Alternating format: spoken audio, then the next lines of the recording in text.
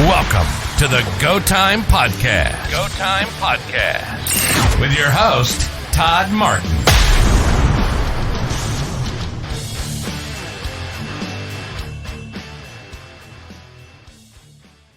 All right, folks. Welcome back to the Go Time Podcast for another episode of the ToddFather. So if you haven't listened to, I haven't had the pleasure of listening to a ToddFather episode and knowing what it's about. So these are generally conversations that ultimately are intended for my kids and on subjects that I want them to know more about. And I've said before, at this stage in their lives, they're not really listening to me a lot. But I put them on here because I hope someday that I will be able to speak into their lives at a time in their lives where they have some of these questions. Right now they're young. They're 11, 13, 14, and 15 currently. Give it a month and they'll change. And so they're preoccupied with a lot of other stuff. There's a lot of things going on in the world that I want them to know more about. And it creates questions that I have. And so I seek out the answers to the questions that I have, and I want them to be able to understand and know from their father what's important, what's true, what's not, and how to make sense of a crazy world, pretty much the crazy world we're living in right now. So it's a lot different than the way it was when I grew up. And so in the light of having skipped several weeks and was on a tear there for a while and was doing an episode every single week, and then vacations and horse shows and work and life and everything else kind of caught up, and I needed a little bit of a break, and just got back from a horse show this past weekend. So it is Monday, back from horse show. And also in light of what has happened just as of recent, which is the school shooting that happened in Uvalde, Texas. Kind of a scary episode. It hit close to home. Uvalde is just down the road from us. And Utopia and lots of friends in Utopia, lots of friends around Uvalde. We thought about a lot of our friends during the midst of all of that, and people with young children that age that were in the area, and it was pretty scary. I can't imagine. I can't imagine the fear. I can't imagine the worry. I can't imagine the just growing up in a small town, not even thinking that this comes to your town. For those of you in the big cities that are looking upon this and going, why wasn't and where wasn't and how come this? And, there's so many questions, and it'll be a while before we really find out the real truth of exactly what all happened. How could we be so silly as to prop a door open with a rock? And this is small town Texas. Everybody knows everybody. And nobody thinks that this would happen to us or in this community or in this small town. That's where I'm from, is a small town, Texas town, where everybody knew everybody. Half the teachers have children in the school. It's a big family. We all know each other. This wasn't some, faceless, nameless group of community. It's pretty tight, interwoven. And to see them, seeing the videos of them pacing in the parking lot, and, and I can, Monday morning quarterback this whole thing and go, I would be, and I would, and because there's things that I would, like, oh my God, you'd have to shoot me to keep me out of there too. But what happens in the instance of it? And I do. It's just, my heart goes out. I can't imagine. And and those guys, the first responders, they're trained to do as they're told too. And we have to take that in consideration. And whose responsibility was it to make the orders? I don't know. To speculate on that would be with not enough information, and with as much disinformation as we're getting on so many different things and inflammatory on everything. I won't make a call on that. I just know that what I would have done, and I don't know what I would have done, would have been the right thing to have done. But in light of that situation, in light of, God, the other one that was in Ohio, the question that came to my mind is, how do I explain to my kids what evil is? How do I define, if I'm to protect my kids, if I am to protect and lead from the point of being a father, if I'm going to lead my household, I have to define, my kids need to know what's right and wrong, not only what's right and wrong, but what's good and evil. And in today's idea of things, this whole idea that, things, so much stuff is subjective, it's not true. It's just not true. We can have some things that are subjective, but there are hardline truths, and not all is subjective. We have to come to an understanding of what is true. We have to get back to an understanding of what is true and what is not. And there has to be a basis for truth. And I think that's the one thing that we're kind of losing it on, is the foundation of what truth is. Because without that, everything becomes subjective. So, I don't know, in history books, in all writings, where's the first introduction of the word evil? Where do we get the first look at what evil is? Well, in the book of the Bible, the first coming to knowledge of good and evil was in the tree of knowledge of good and evil that Adam and Eve were told not to eat from. So before that, there was just the knowledge of good. And what did they know? They knew the garden and they knew the Creator. They spent all their time with the Creator. And in knowing and being with the Creator and only knowing good, it's also telling you that the Creator is all-knowing of good, and that He's all good. So where does evil come from? We look at all these calamities that happen, these worldwide, terrible, tsunamis or hurricanes that take out things, and we, wonder where's God in these things. For us to really know and understand what all that is, then we have to look at, how we got to where we're at. Because if we don't look and understand and know where we got, it's none of it's going to make sense. If we come from whatever, we come from goo. The idea that, we, spawned from fish and became, walking on land. Like, there's such a leap of faith in that understanding and knowledge of things. That's no less miraculous than the idea that a creator created you, and that's miraculous in itself. It's just, what kind of miracle do you believe in? And that miracle takes a lot of faith in ultimately nothing. I mean, really, to think of it that we just came from goo, that something just, happened with no purpose, no intent. That's the lost feeling that you're seeing in some of the youth now, because there's just no intent. What does it matter?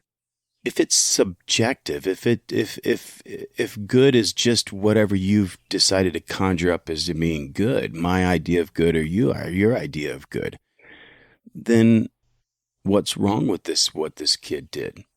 What does it matter? There's a feeling of lost, a feeling of, what do you care?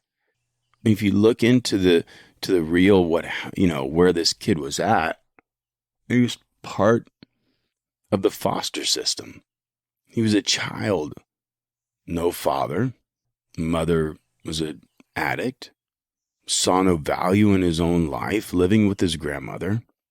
Issues of abandonment, obviously.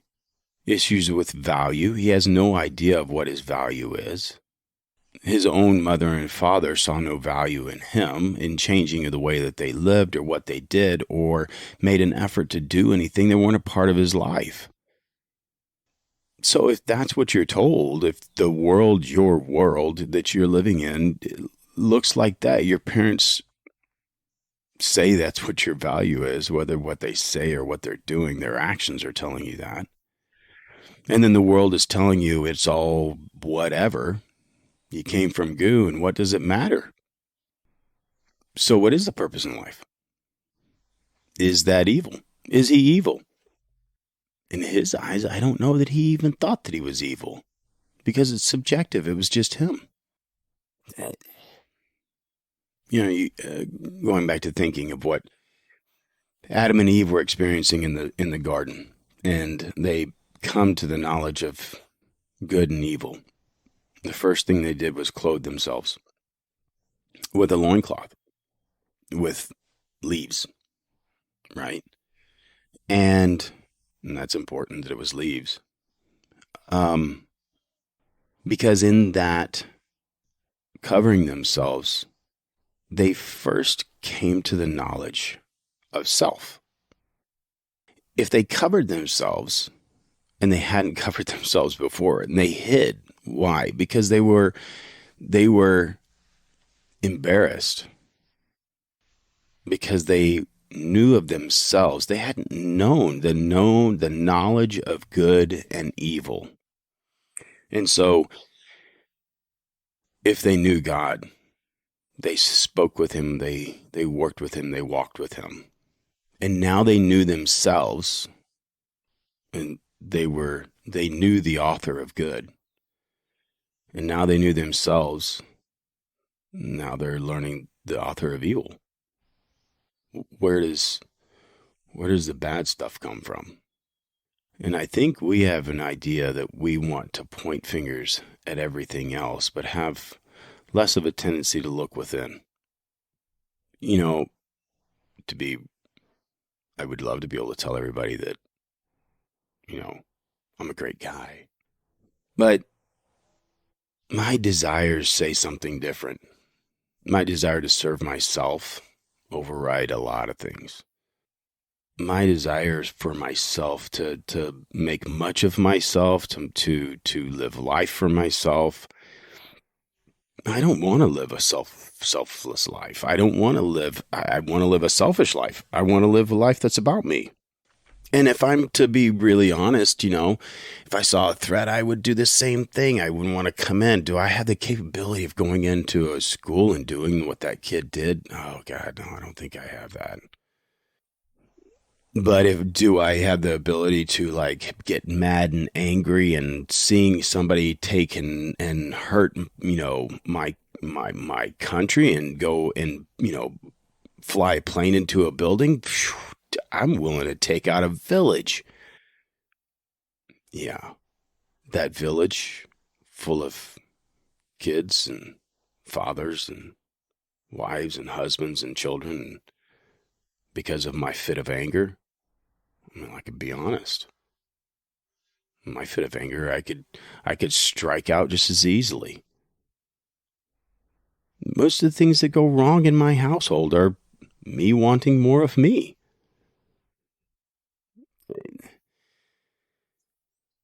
So back to, so that's a hard part, right? Calling myself the author of evil. Well, so I guess probably before we go any further, and gosh, maybe I gotta really reconsider publishing this. But truth is truth, right? And before I go and call myself and call mankind the author of evil, we ought to define the word evil. And I think that the meaning of words is so important. So important, because we see evil as, like the, you know, uh, having a red tail and a pitchfork, and just these evil things that have conjured up in TV shows nowadays and movies and whatever else, that evil is a dark, shadowy, bad thing. That's, from the horror movie, that's evil. I think evil can be dressed up in a whole lot of different costumes. I think evil looks way prettier than what we think it does. What is evil? Evil's the absence of God. Anytime we remove God and his intent for us, for our marriage, for our relationships, for anything, that's the beginning of evil.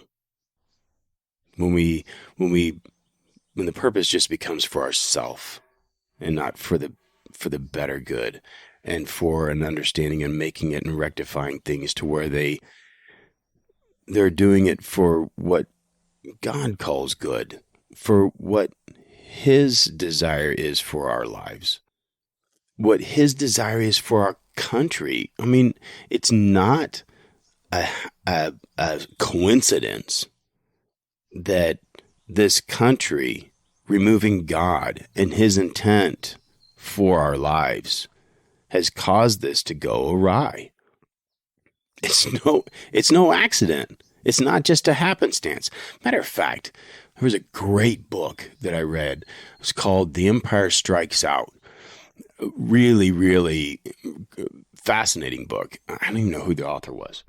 But the book goes through the rise and fall throughout all of history of every empire and great dynasty throughout history.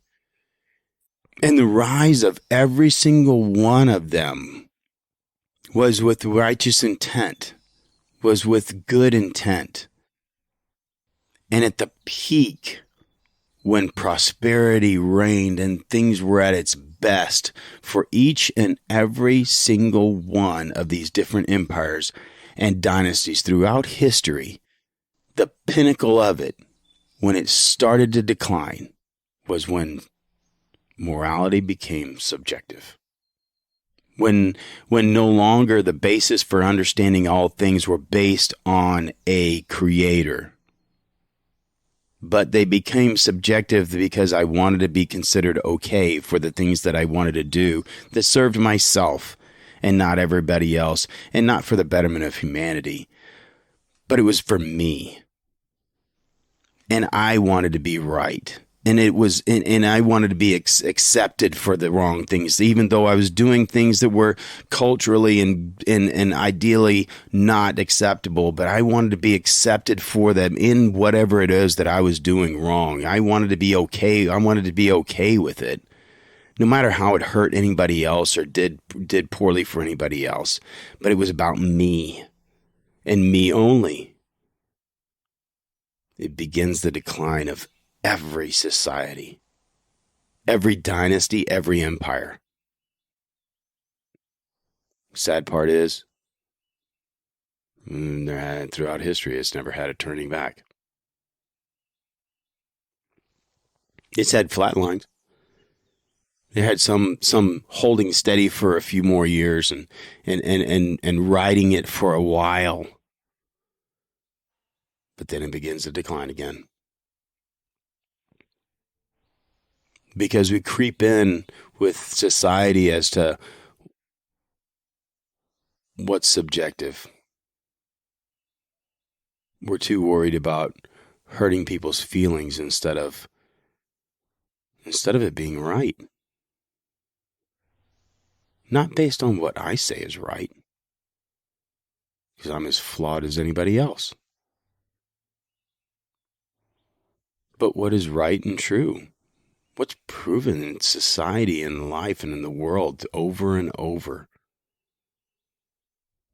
What are the properties that are needed in order for a good household, a healthy upbringing for a child, and a good society? So what was the wrong with this kid in Uvalde? There's an absence of God in his life. He wanted to serve himself. He wanted to be a moment of fame, or it was a moment of outrage, or whatever it was that went through his brain as to what was right, or what made things right for him. And it was evil. What was going through the head of the one in Ohio? Serving himself, making much of himself. So much so that they have no value for other life. Value of life is placed on you by the creator of your life. If you're from goo, you have no value. You're just goo. If that's what you base the value of life on and where life came from, those are the consequences of believing that. Everything has a consequence. And unfortunately, more laws are not going to do anything about it. It's not going to change anything. We have enough laws. I mean, isn't breaking the law number one of don't kill your neighbor enough? I mean, answer the question or the problem or the issue of, which guns are illegal or not illegal, or why should we have them? Why should we not? It's not a gun problem. It's a heart problem. It is a heart problem. It is a value of life problem. And it's always funny that we can see it as something different. The value of life. What is it? What's the true value of it? And we don't, it's worth this or it's worth that, or it all depends until it's your life. And for some reason, you think your life has a lot of value.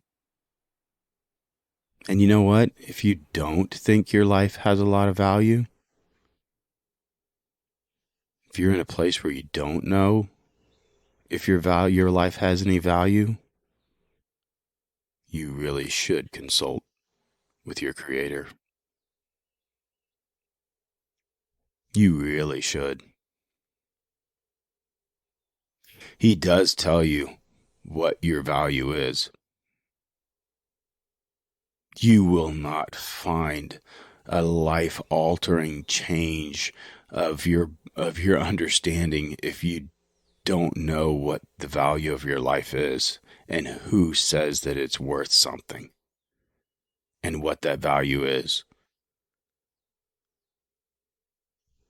It has a higher value than anything else. And that's why I say it's a heart problem. It's a godless problem. Because without an understanding of God, there's no meaning. We're just chaff in the wind, being thrown around by whatever impulse and whatever swaying us one way or the other. I think that's one of the things that most people really need to look at is and we want to know is, what is the purpose in this life? There's only one place that has an answer. When you're young, you're seeking that purpose in the doing. And the doing is just a place to be learning. Like doing is nothing more than God's way of giving you examples of how you find it. Because if it's all in the doing at the top, when you do reach the pinnacle of success in doing and living and everything else, it's as empty as it was at the bottom if you don't have an understanding of the value of your life. If you don't understand that your Creator cares enough to give you enough struggle to help you grow in a better understanding. The struggles that we go through are a waste if you don't understand that it's there to help you grow and come to a better understanding. So, short recap. Evil. What is evil? It's the absence of God. Money's not evil until we take the intent of what God had for it out. Sex is not evil. It's a wonderful thing and is created by God in the context of what God has for us and what is healthy and good for our lives. Until we take it out and remove God and pollute it and use it to pleasure ourselves and nothing but, it becomes evil. Used improperly, it becomes evil. Love is beautiful. Marriage is beautiful. An institution made by God. But when we use it to lord over someone else and to take God out of it and make it about ourselves and make it about me as a father running my house, about me and you guys are going to make me look good, that's evil too. Lord over my wife and forcing everybody to follow along, making me look good, that's evil too. It's not the intent. Unless we look at God's intent for it. It goes hand in hand with what sin is. It's missing the mark. We all know being selfish is not the right thing. And evil is anything that has the absence of God. That's my definition. And the majority of the time, it's me serving me. It's mankind making much about mankind. It's worshiping the creation instead of the Creator. So, I hope that helps my kids and anybody else that, that needs a little bit of help and guidance and a better understanding of what's going on. To write it in your mind is to give us an idea of what truth is. So, there you go. That's what happens whenever I go off on vacation and have a little extra time to think for myself. And that is the end of this episode of the ToddFather on the Go Time podcast. Thanks for listening.